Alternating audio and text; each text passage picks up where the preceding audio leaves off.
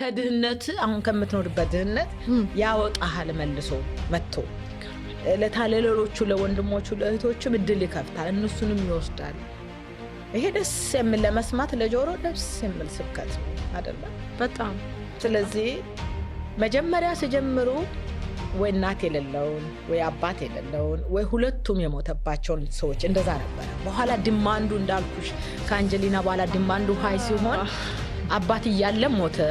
እናት እያለችም አንዷ ሞተዋል በሚል ምክንያቱም ፍርድ ቤትም ሲወስን ሁለት ወላጅ ላጡት ቅድሚያ ይሰጣል በእድሜ ህፃን ለሆነው ቅድሚያ ይሰጣል ስለዚህ ስቶሪውን እየተፈጠረ ፍርድ ቤት ትሬንዱን ያያሉ አይደል የትኛው ኬዝ ነው ቶሎ ፕላስ ውጪም ማች ሲያደርጉም ብዙ ፈረንጆች የሚወዱት ምን አይነት ልጅ ነው ስንት እድሜ ላይ ያለ ነው የትኛውን ስቶሪ ነው እነዛን ስቶሪዎች ክሬት ማድረግ ተጀመረ ማለት ነው ለዛ እንደሚሆን ሞልድ ማድረግ ተጀመረ ማለት ነው እንደው እዚህ ላይ ስለሰራሽ ኢንቨስቲጌትን በደንብ ስላደረግሽ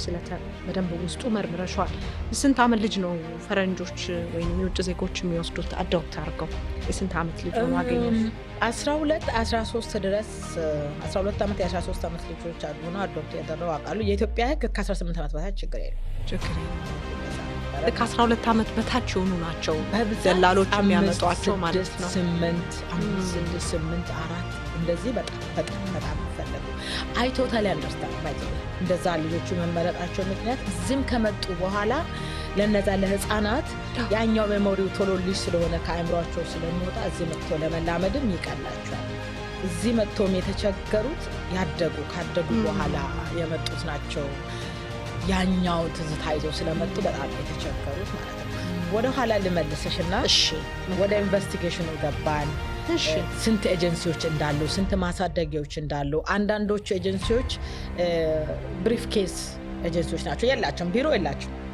ጀስት ዩኒትሽን ያ በቃ ምንም ሳምሶናይት ይዘው ይሄንን ፋሲሊቴት ያደርጋሉ